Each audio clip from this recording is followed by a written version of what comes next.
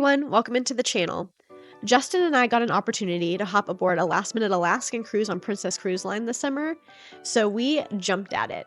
Here I am vigorously packing away all of my many layers that I brought, and I definitely overpacked, so if you have any questions over what to bring or what to leave behind, feel free to drop those in the comments and I'm happy to answer them. With it being a cold weather cruise, we weren't really sure what to expect, so it was always good to have more layers, but again, not all of it was necessary. Our cruise is going to be aboard the Coral Princess, and we're leaving from Vancouver, headed to Ketchikan, Juneau, Skagway. Then we have 2 days of scenic glacier cruising, and then we're going to end in Anchorage before we fly home. So come along with us. And if this is something that you're wanting to check off of your bucket list, we're planning a group trip in 2027, so stay tuned and we'll be posting that information as soon as we have it.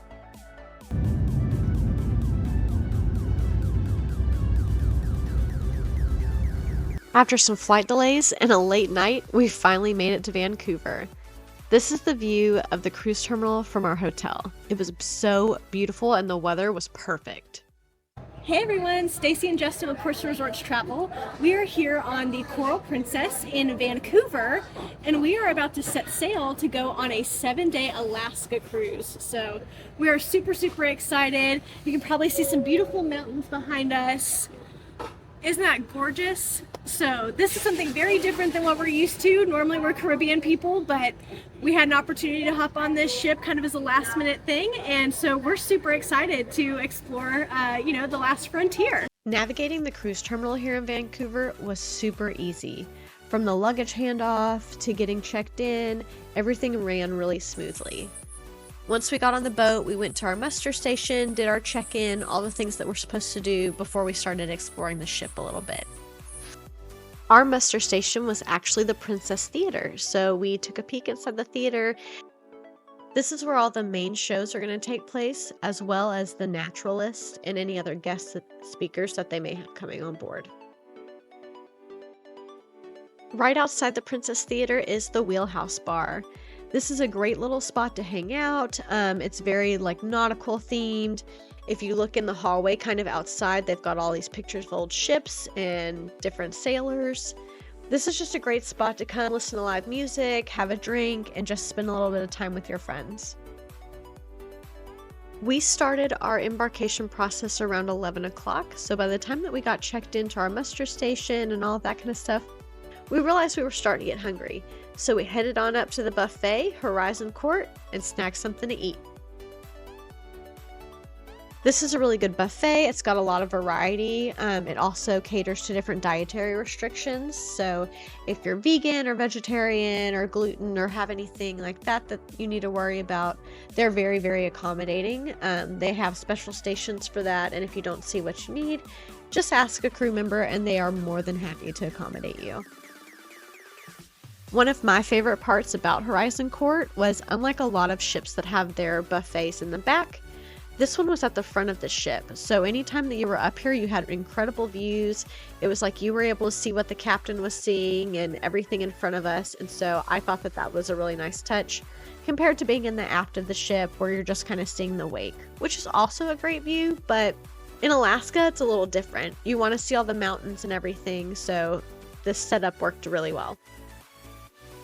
And specifically on Alaska sailings, they have something called the Crab Shack, which is a pop-up dining opportunity.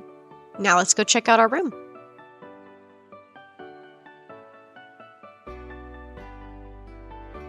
This is one of the Coral Princess mini suites. It's just got a little bit more extra room than you would find in a standard balcony cabin. It had plenty of storage, plenty of outlets for plugging things in, and I liked on the balcony how the seats had a little footrest that came out with them.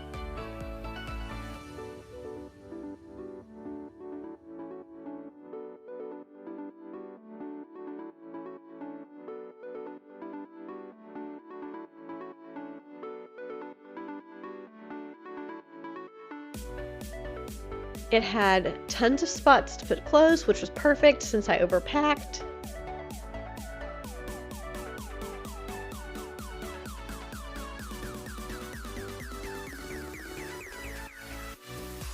And the bathroom was nice and spacious as well, especially compared to some other cruise lines that we've been on.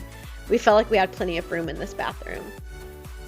I will say there were some aspects about this room and like a few different spots around the ship that were a little outdated, but keeping in mind that Coral Princess is the oldest and the smallest ship that Princess Cruise Lines has, it was in very, very good condition.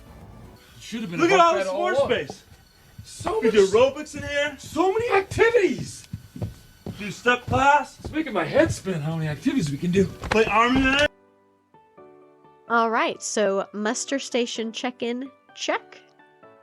Food in our bellies, check. Room tour, check. It's time for sail away. During sail away, we got to meet our cruise director Lloyd and some of the entertainment staff and activities staff that were on board.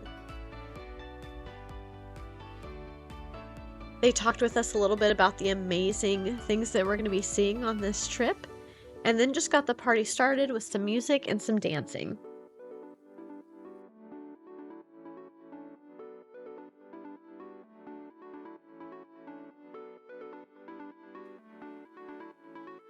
At one point, I even think that I saw the captain out walking around. It may have just been a bear dressed up as the captain, but I'm convinced he was the captain.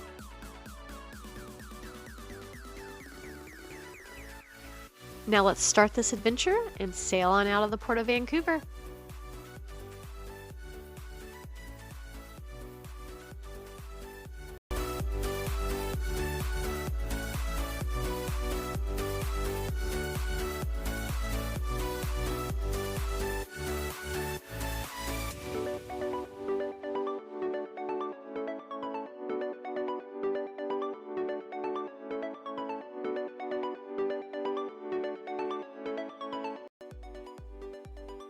This bridge right here is a really famous bridge in Vancouver. It's called the Lions Gate Bridge. This sailing was actually the first time that Justin and I had ever been on a cruise ship that sailed underneath a bridge. So that was really cool for both of us, and the views were incredible.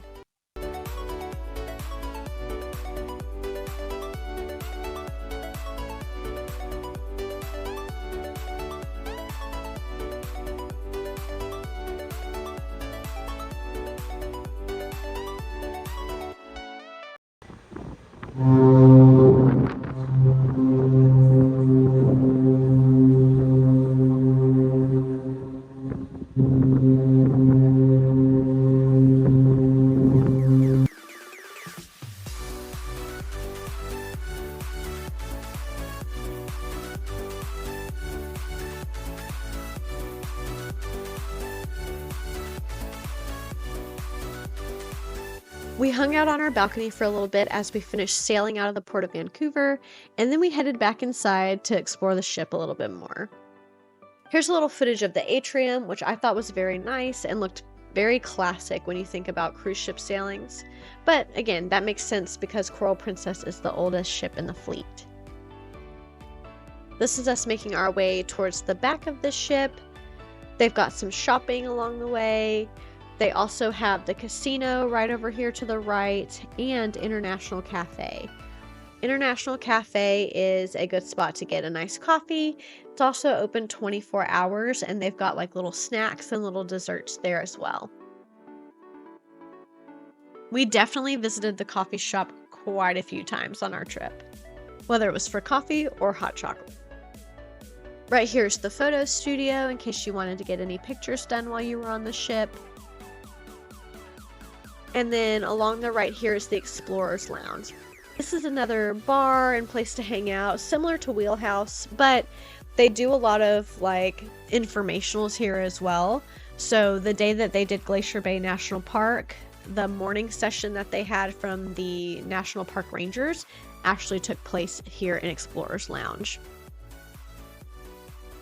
And then here we have the Universe Lounge. So the Princess Theater we saw earlier, that's kind of like the main stage. Universe Lounge is their secondary theater where they'll put smaller performances. So we saw like a singer with a band behind them in here. We also saw comedians in here, and they did bingo in this theater as well. Since this was our first time on Princess, we decided to go to this kind of like intro to Princess, just a little session that Rachel, who leads the entertainment crew, was doing.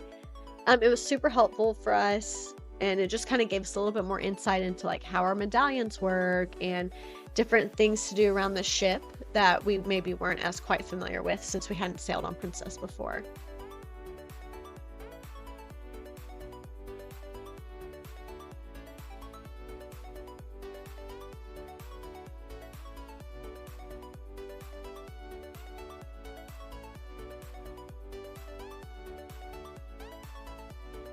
This theater was also home to a few art auctions as well. And if you know anything about me, I love a good art auction, but I didn't participate this time.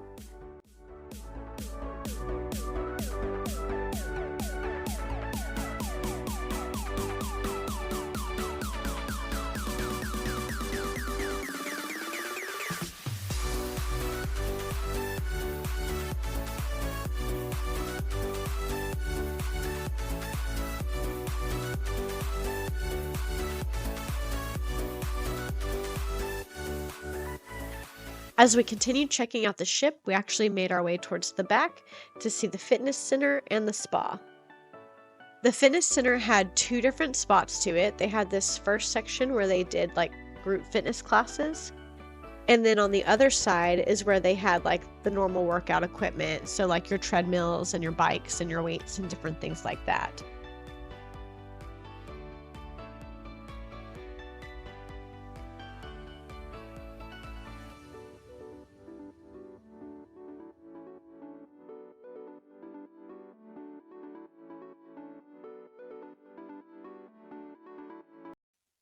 While we were in here, we actually ran into a crew member named Charlotte, and she kind of oversees the spa and fitness areas. So she took us on our own little tour of the spa facilities themselves. This spot is where you can come in and you can get your hair done, you can get a mani-pedi. They also do teeth whitening. They had a lot of different services that they offered in this spot. One thing that Justin and I usually do on almost every ship that we sail on is we go to the thermal spas. The thermal spas are usually where they have like the steam rooms and the saunas. They usually have some sort of like nice little heated rock that you can lay out on. Some will have whirlpools, some don't. But we usually treat ourselves to the thermal spa when we go on cruises because it's just a nice place to come and hang out and relax, especially after a long day full of excursions. This thermal suite was a little bit smaller than some of the other ones that we've been in, but the amenities were still fantastic, and we enjoyed every second that we were in there. After we came out of the thermal spa, they were actually doing an acupuncture demonstration, and somehow Charlotte and I convinced Justin to go for it. So you can see him here getting a little needle put into his hand. He said he didn't feel it at all, but I'm not quite convinced to let them do it on my whole body yet. After we finished our spa tour with Charlotte, we headed back out to the main decks. Here's a view of the main pool when it's a little bit less crowded. They also do movies under the stars out here. And then they also have a secondary pool in the solarium. Now, a lot of solariums, it's adults only, but due to this being Alaska and colder weather, this indoor solarium pool is open to all ages. At the back of this ship, also next to the spa, they have this spot called the Sanctuary. Now, this section is adults only. We know a lot of people who reserve sections in the Sanctuary for our Glacier Bay cruising days so that they had a nice view on the aft and they were able to kind of just have a designated seating spot and waiters and things like that to come and take care of them throughout the day. Back inside, this is one of the two main dining rooms. There's one on deck 6 and one on deck 5. We actually didn't have any meals inside the main dining room. The dining package that we got included specialty dining, so we usually ate there or at like the burger, hot dogs, or pizza places. While we were exploring, we also found the library and the card room. Justin wanted to stop by the library every single day because they had a new Sudoku or new like word puzzle to do. The library is full of books. You can just come and borrow them and then return them when you're finished. And then the card room had a ton of different card games and board games for you to pick from. Then we just kind of spent most of the evening just kind of moseying around. We just grabbed a snack here or there. And then towards the evening, they started doing some more of the entertainment. So this is James Francis. He was one of the singers on board. And this is just an example of one of the times that they used the Universe Lounge instead of the Princess Theater.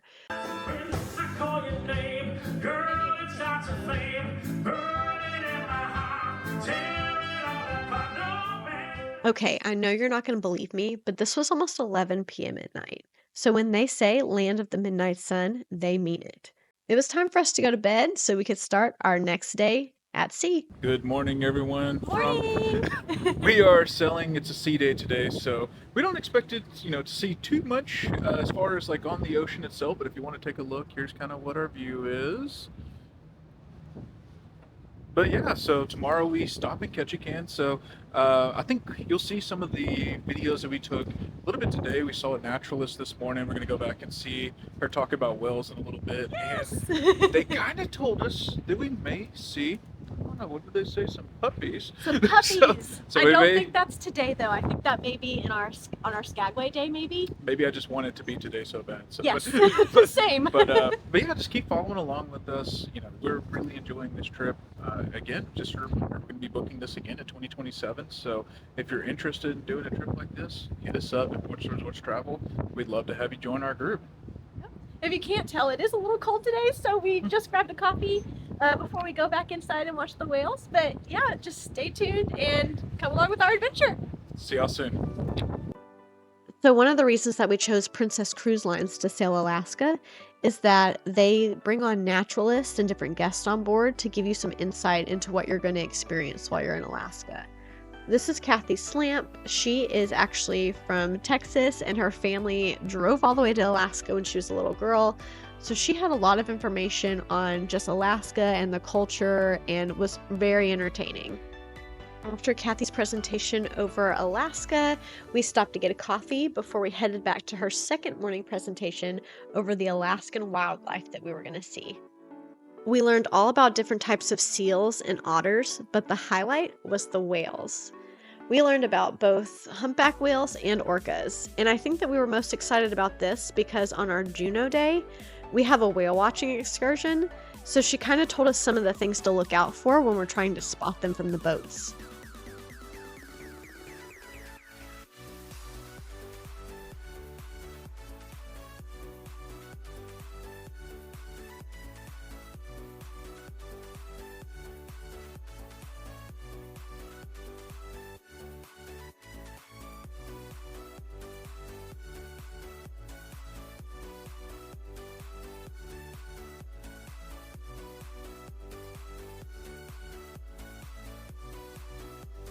After Kathy's presentations and a quick bite to eat, we headed on down to the Universe Lounge to try to win some bingo.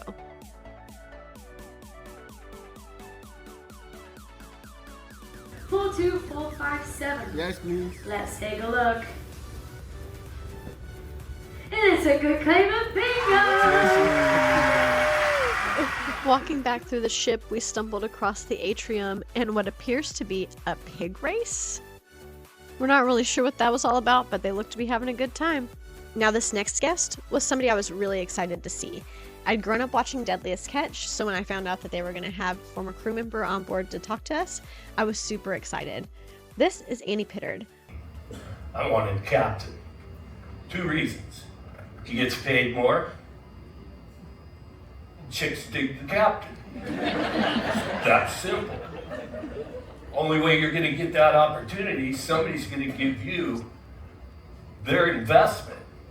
They're going to believe in you enough that you're going to be groomed to be wheelhouse material. And after working for them for 3 years, it happened. Remember when COVID hit? These ships quit coming, right? They could shut it down. Well, that shut down the tour that I work with. And one of my captains, the captain and owner of this boat, I was his chief engineer for 6.5 years. He calls me. He says, Andy, what are you doing? Sitting in the lazy boy.